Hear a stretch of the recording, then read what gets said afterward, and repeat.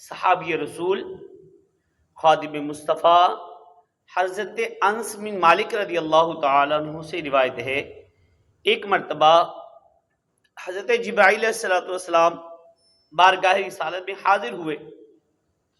ان کے پاس بہت چمکدار آئینہ مرر تھا، جس کے اندر ایک چھوٹا سا سیاہ نقطہ لگا ہوا تھا۔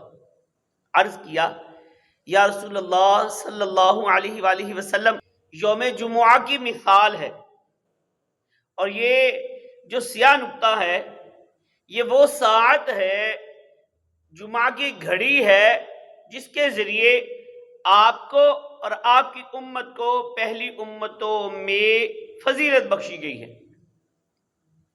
یہ وہ ساعت ہے کہ اس وقت مسلمان اللہ پاک سے جو بھی بھلائی مانگے اللہ پاک عطا فرماتا ہے، اور جس بھی برائی سے پناہ مانگے اللہ پاک اسے پناہ بخش دیتا ہے۔ حضرت جبرائیل علیہ السلام نے مزید عرض کیا، یا رسول اللہ صلی اللہ علیہ وآلہ وسلم، جمعہ کے دن کو ہم فرشتے یوم المزید کہتے ہیں۔ پوچھا گیا یوم المزید کیا ہے؟ تو عرض کیا، جنت الفردوس میں ایک وادی ہے، جمعہ کے دن یہاں نور اور سونے کے ممبر لگائے جائیں گے، انبیاء کرام علیہ السلام ان ممبروں پر تشریف فرما ہوں گے، صدیقین، شہداء اور نیک لوگ سونے کے ممبروں پر بیٹھا کریں گے۔ سب یہاں جمع ہو کر اللہ پاک کی حمد و ثنا کریں گے۔ اللہ پاک ان سے فرمائے گا، سلونی، مجھ سے مانگو۔ بندے عرض کریں گے، مولا ہم تیری رضا چاہتے ہیں۔ اللہ پاک فرمائے گا، قد رضیت عنکم رضاء احلکم داری وانا لکم کرامتی۔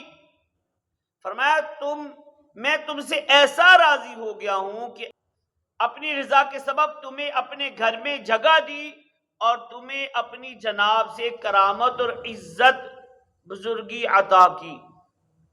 اس کے بعد اللہ پاک ان پر تجلی فرمائے گا، لوگ اپنے رب عز و جل کا دیدار کریں گے، پس اہل جنت کے نزدیک جمعہ سے بڑھ کر پسندیدہ کوئی دن نہیں ہوگا۔ صلو علی الحبیب صلی اللہ تعالی علی محمد صلی اللہ علیہ وسلم۔ اس ایمان افروز بیان میں دو سیکھنے کی باتیں ہیں۔ نمبر ایک، پہلے نمبر پر تو یہ ہے کہ اس میں جمعہ کی فضیلت ہے کہ جمعہ کا دن اس امت کے لیے خاص تحفہ ہے۔ جمعہ یوم عید ہے، جمعہ کا دن تمام دنوں کا سردار ہے، جمعہ کے دن جہنم کی آگ نہیں سلگائی جاتی، اور جمعہ کی رات دوزخ کے دروازے نہیں کھلتے۔ فرشتے جمعہ کو یوم المزید یعنی زیادہ عنایات کا دن کہتے ہیں۔ حدیث پاک میں ہے، الجمعۃ حج المساکین، فرمایا جمعہ مسکینوں کا حج ہے۔ جمعہ تو عام دنوں کا سردار ہے۔ پھر الحمدللہ ماہ رمضان کی برکتیں بھی شامل ہیں۔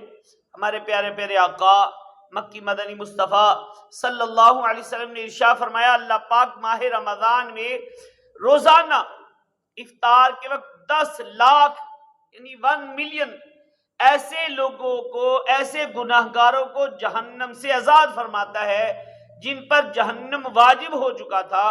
جب شب جمعہ اور جمعہ کے دن آتا ہے، یعنی جمعہ رات کو سورج غروب سے لے کر جمعہ کو سورج ڈوبنے تک، تو اس کی ہر گھڑی میں ایسے 10 لاکھ گناہگاروں کو جہنم سے آزاد کیا جاتا ہے جو عذاب کے حقدار قرار پا چکے ہوتے ہیں۔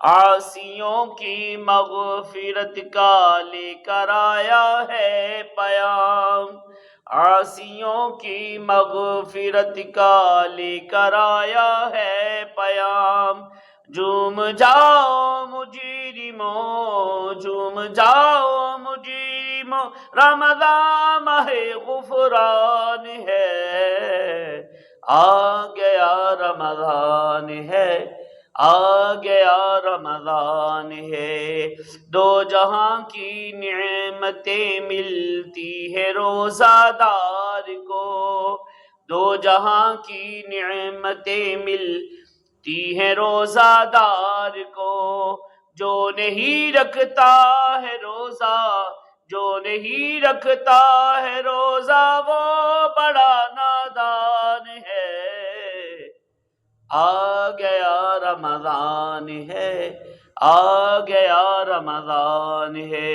اللہ پاک ہمیں ماہ رمضان کی قدر نصیب فرمائے اور جمعہ کے دن کی بھی قدر عطا فرمائے۔ جمعہ کے دن کرنے والے کام: جمعہ کے دن امامہ شریف باندھیے کہ روز جمعہ امامہ باندھنے والوں پر فرشتے درود بھیجتے ہیں۔ ناخن ترشوائیے، غسل کیجئے، نیا دلہا کپڑا پہنیے اور مریض کی عیادت کیجئے۔ موقع ملے تو نماز جنازہ میں شرکت کیجئے، سورہ کہف کی تلاوت کیجئے، سورہ یاسین شریف کی تلاوت کیجئے۔ ایک اہم یہ کہ ساعت جمعہ میں دعا مانگیے۔ ساعت جمعہ یعنی جمعہ کے دن قبولیت کی گھڑی ہوتی ہے۔ کب ہوتی ہے؟ مشہور مفسر قرآن مفتی احمد یار خان نعیمی رحمت اللہ تعالی علیہ اب لکھتے ہیں کہ اس ساعت کے متعلق علماء کے 40 قول ہیں، کہتے ہیں جن میں 2 قول زیادہ قوی ہے۔ نمبر 1 2 خطبوں کے درمیان، اور نمبر 2 سورج ڈوبنے کے وقت سے پہلے قبولیت کا وقت ہے، سورج ڈوبنے سے پہلے۔ کہتے ہیں لہٰذا ان دونوں وقتوں میں دعا مانگ لیجئے، انشاءاللہ عز و جل جو دعا مانگیں گے پوری ہوگی۔ یہ بھی یاد رکھ لیجئے کہ مقتدیوں نے خطبہ کے دوران دعا دل ہی میں مانگنی ہے، ہاتھ اٹھا کر دعا نہیں کرنی۔ تو 2 خطبوں کے درمیان جو آپ دعا مانگیں گے وہ بھی دعا قبولیت کی ہوتی ہے، اور سورج ڈوبنے سے پہلے کا جو وقت ہے یہ بھی قبولیت کا وقت ہے۔ اس روایت سے دوسری بات یہ سیکھنے کو ملی کہ ہمارا دل جنتی نعمتوں کے بارے میں للچانا چاہیے۔ ہم انسان ہیں نا، ہمارے دل للچاتے ہیں۔ بڑی گاڑی دیکھ کر دل للچاتا ہے، بڑا گھر، کوٹھی، بنگلہ دیکھ کر دل للچاتا ہے، مال و دولت کی کثرت، کسی کی لگژری لائف سٹائل دیکھ کر منہ میں پانی آ جاتا ہے، بڑے عہدے کے لیے دل للچاتا ہے، عزت شہرت کے لیے دل للچاتا ہے، پتہ نہیں کیا کیا دیکھ کر دل میں ٹھیس اٹھتی ہے، تڑپ پیدا ہوتی ہے۔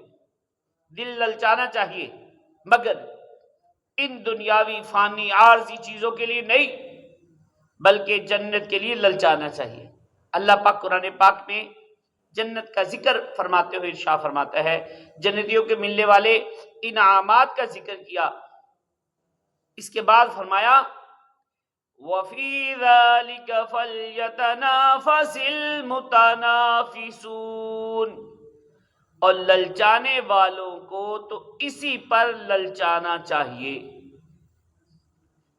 روایت میں ہے کہ کسی غزوہ کے موقع پر پیارے پیارے آقا مکی مدنی مصطفیٰ صلی اللہ علیہ وسلم نے صحابہ کرام علیہ رضوان کو جنت کا شوق دلاتے ہوئے ارشاد فرمایا وَسَارِعُوا إِلَى مَغْفِرَةٍ مِّن رَّبِّكُمْ وَجَنَّةٍ عَرْضُهَا السَّمَاوَاتُ وَالْأَرْضُ، اور اپنے رب کی بخشش اور اس کی جنت کی طرف دوڑو جس کی وسعت آسمانوں اور زمین کے برابر ہے۔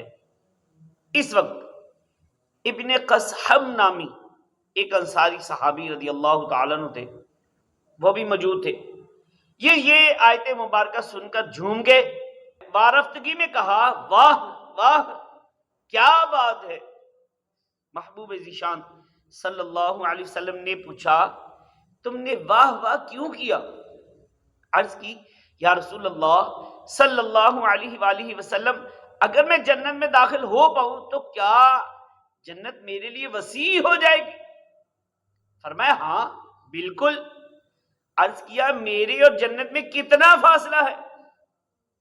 فرمایا بس یہی کہ دشمن کے سامنے پہنچو اور عملی طور پر راہ خدا میں لڑ کر اللہ پاک کے لیے اللہ پاک کے ایک ہونے کی گواہی دو۔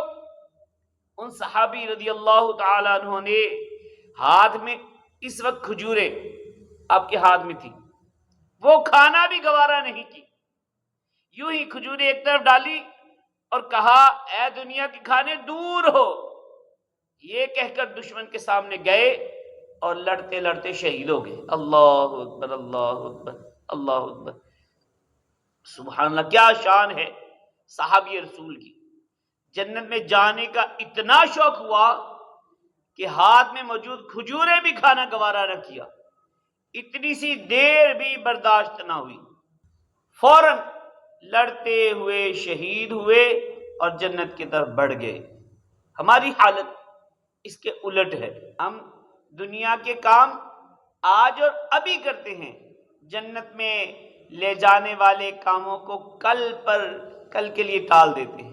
مثلا کمانا آج اور ابھی ہے، امیر ہونے کے لیے دل کرتا ہے کہ کسی طرح چھت کھلے اور آسمان سے نوٹ برس پڑے، مگر جنت کی بات آتی ہے، نمازوں کی بات آتی ہے، نیک کاموں کی بات آتی ہے، پھر کہتے کل سے شروع کر دوں گا، اگلے جمعے سے شروع کر دوں گا، چلو ایک مرتبہ جمعہ کی پابندی تو شروع کرتا ہوں، پھر آہستہ آہستہ باقی نمازیں بھی پڑھنے لگ جاؤں گا۔ بات تو نیک بننے کے لیے بڑھاپے کا انتظار کرتے ہیں، اور کیسے اور کتنے ایسے بھی ہیں جو سارا سال کہتے ہیں رمضان کریم سے نمازیں شروع کروں گا، مگر رمضان کریم آتے ہی اور کاموں میں مصروف ہو جاتے ہیں۔ غرض یہ ہمارا ایک عمومی رویہ ہے، ہم دنیا کے کام پہلے اور آخرت کے کام بعد میں رکھتے ہیں۔ اللہ پاک قرآن پاک میں فرماتا ہے بل تؤثرون الحیات الدنیا، بلکہ تم دنیاوی زندگی کو ترجیح دیتے ہو، یعنی ہاں یہ تم ہو نیکیوں کے آگے نہیں بڑھ پاتے، اللہ پاک کا ذکر نہیں کرتے، نصیحت حاصل نہیں کرتے، کیوں؟